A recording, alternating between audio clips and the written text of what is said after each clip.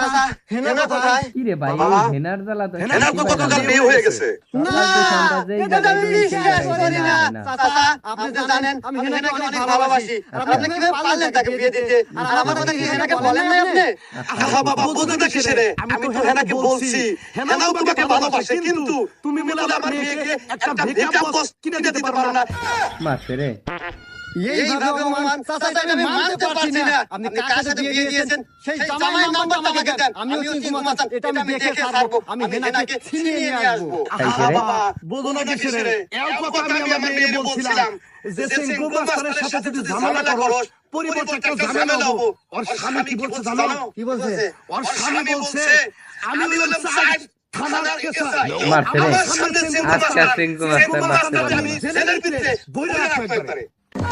খাইছে রে আজকে আর আসতে পারলো না ও শেষ আচ্ছা বাবা তুমি